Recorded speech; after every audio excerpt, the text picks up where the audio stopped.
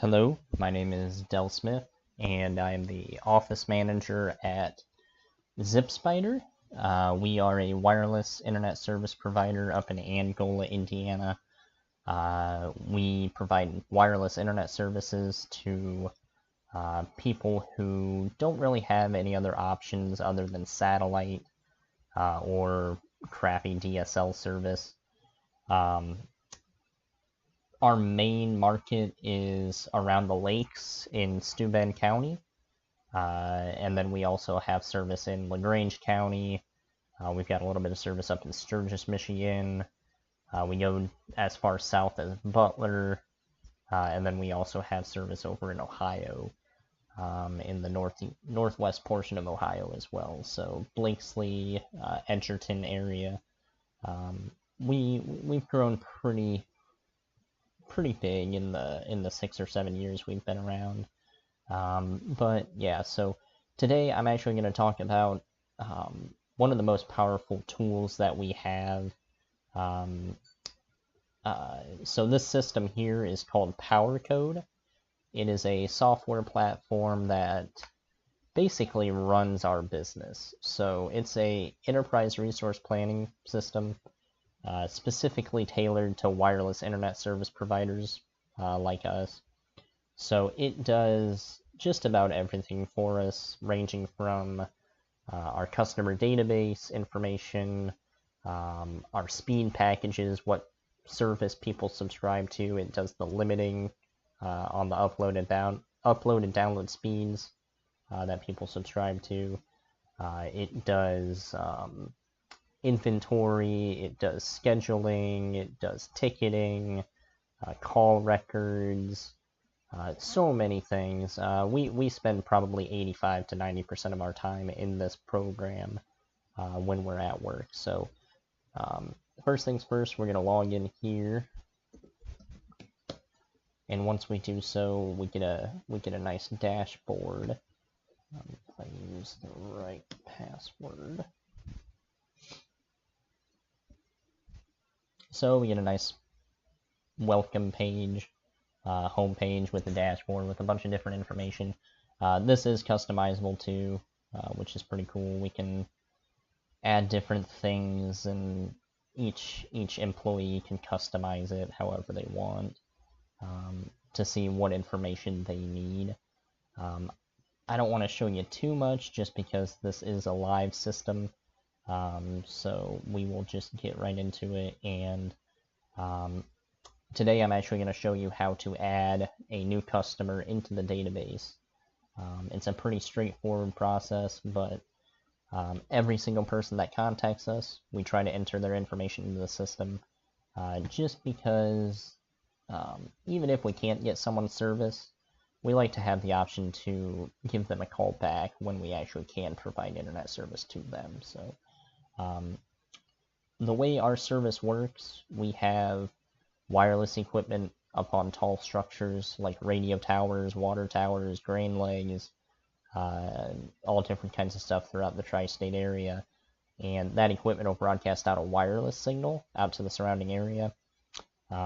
We would then install a receiving antenna on the customer's property, just a small rectangular device, or if they're a little farther away, we do also have a dish antenna that gets a little bit higher gain and a little bit stronger signal back to the customers. So the first thing we do is we actually need to get the person's information in the database. So we need first name, last name, email address, their phone number. If they have multiple phone numbers, we can add multiple phone numbers. So if they have a home phone, a mobile phone, and a fax number, we can add as many phone numbers as we need in there, or remove, as you can see. We do also have the option to add custom fields to this web form.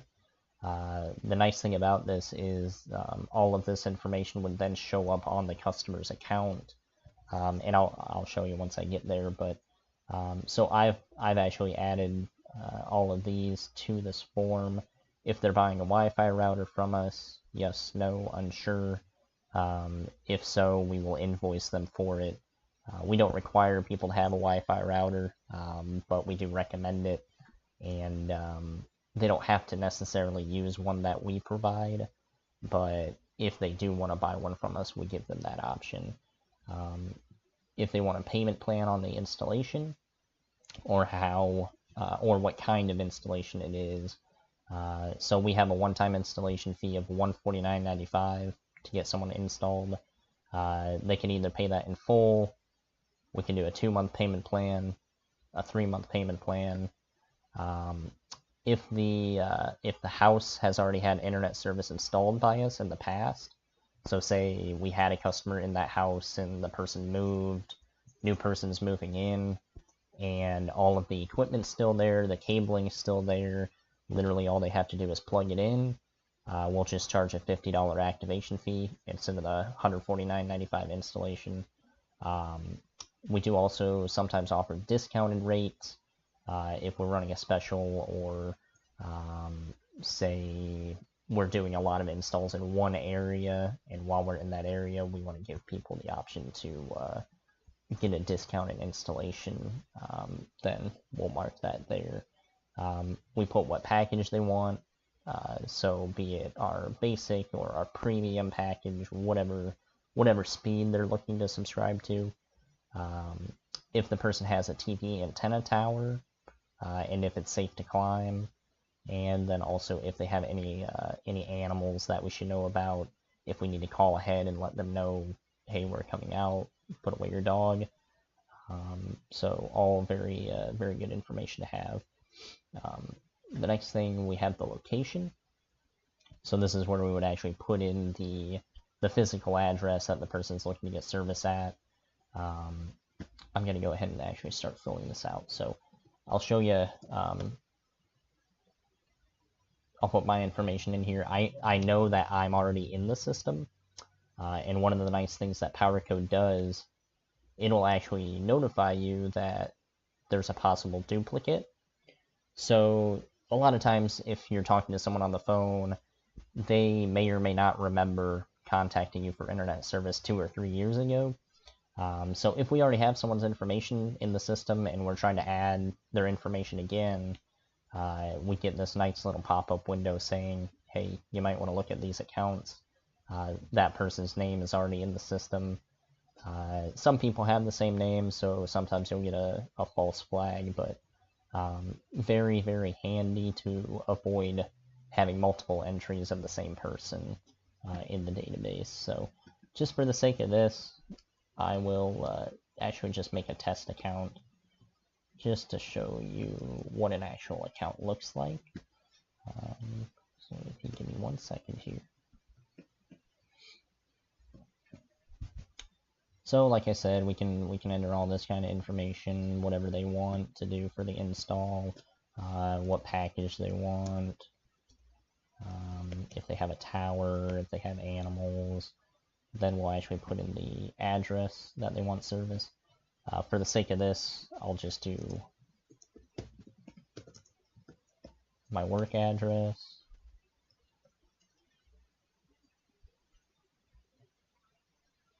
So now I can actually go to the map view here, and it'll show me where the customer actually is in relation to our towers. So right here, of course, I'd be able to get service because this is our office building, which is very serviceable. But just for the sake of this demonstration, I will switch it. So what this is called an elevation profile. Basically, it looks at the topography between 2 points. So up here we have WLKI, the radio station up on the hill in Angola, which we have equipment on and it broadcasts off of. So I can see how far away is this person from the tower. In this case, we're right down at the bottom of the hill, so not very far. I can see the actual height on the tower up here, and then I can also see the elevation, what the hills look like between the 2 spots. So very nice tool, very good at determining serviceability. The one thing it doesn't do, though, it does not account for trees. So this is only based off of the ground elevation and no foliage. So one thing with our service, the frequency that we use, it's a relatively high frequency, so it doesn't travel well through material. So trees and hills and concrete and stuff like that, it'll really block out the signal. It won't penetrate very well. So a lot of times we have to take that into account if we are looking at serviceability. So someone's elevation profile might look really good, but then at the same time you could have a situation like this where they might be shooting right through a big group of trees, and they might not actually be able to get service. So I'll show you this, our services tab. We can add an internet service to the account, and then billing, if we need to change anything on the billing cycle, change the bill due date or the grace period or something like that, we have that option too. So right now I have all of the information I need to make this account.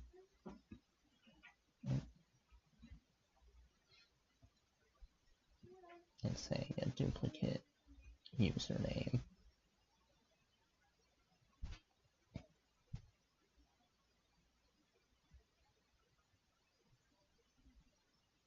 Alright, so now we've got that test account in there.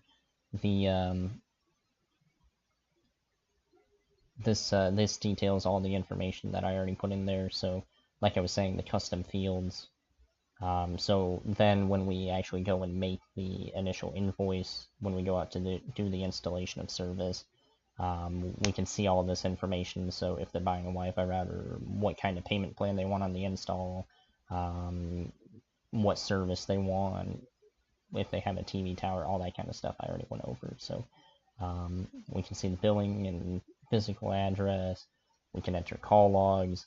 So a lot of times after we put the customer's information in the system, we will then actually put in a call log to detail what we talked about on the phone. So, you may not have actually closed the deal with the customer. You might have just went over pricing information.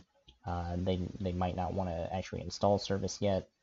You can make note of that in here, whatever you want to do. So I'll just do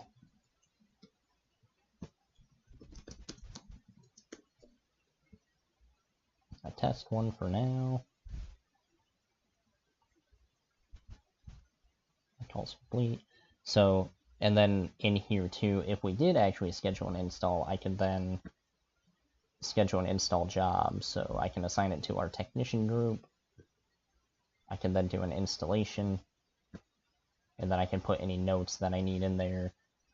Customer needs a call before we come out.